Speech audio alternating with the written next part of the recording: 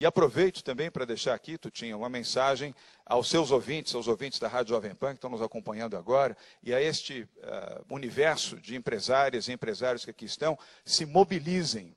Não é possível imaginar, Vila, que a minoria ruidosa do país vai se sobrepor à maioria silenciosa. Os que estão em silêncio, gritem. Os que estão imobilizados e que sabem que estão com a razão, Marcos da Costa, têm que se mobilizar, têm que gritar, têm que fazer ouvir a palavra de quem quer a transformação, de quem quer a mudança. Não é possível imaginar o Brasil sindicalista, o Brasil protecionista. Acabou esse tempo. O tempo hoje é competitivo, é dos melhores, dos mais eficientes, dos que trabalham, dos que produzem, dos que são sérios, dos que são honestos e transformadores. E transformar o Brasil é apoiar, sim, as reformas, é ter coragem de apoiar as reformas e fazê-las. É bom para o Brasil. Evidente, com ajustes, com debates, isso é importante, é saudável, é democrático, mas fazer. Ainda que com pequenos erros, é melhor fazer do que a imobilidade do não fazer. Ou temer, como muitos políticos, infelizmente, temem e recuam diante da necessidade de transformar. Não é hora de recuar, é hora de avançar. E para isso, a sociedade civil precisa estar organizada e precisa se manifestar.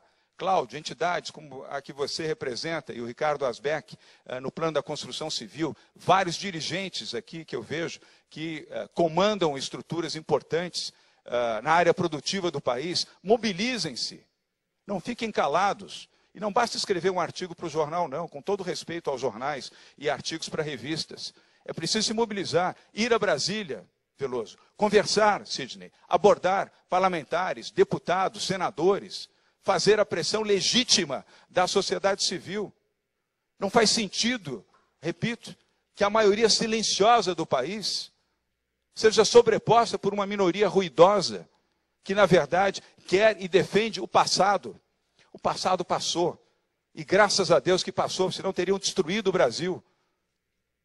Se não fosse esse juiz Sérgio Moro e o Lava Jato, o Brasil estaria destruído hoje. É outro tempo. E neste tempo é preciso seguir as mudanças e as transformações. Para isso é preciso ter coragem. E o povo brasileiro tem coragem.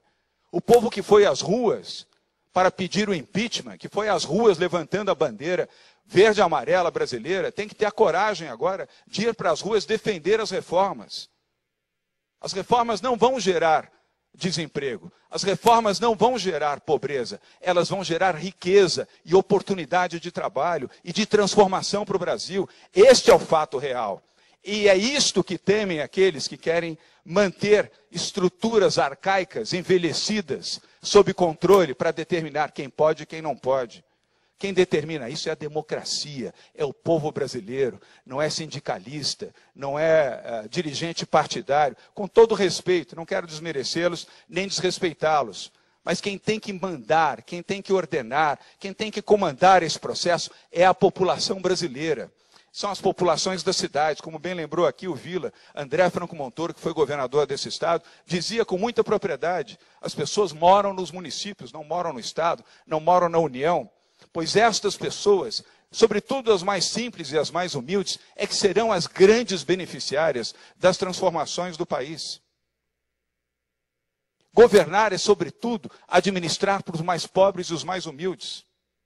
Os erros que se cometeram no passado, de não dar atenção a essa população mais fragilizada, levou o Brasil a 13 anos de mau governo, de destempero, de assalto ao dinheiro público, de mentiras, que contribuíram para 3 anos da pior recessão econômica do país, para a pior imagem pública do Brasil no mundo exterior, para a maior recessão de investimentos privados da história, para 13 milhões de desempregados, para o maior assalto ao dinheiro público que o país já viveu. O país não, a humanidade, como bem lembra o Marco Antônio Villa diariamente na Rádio Jovem Pan.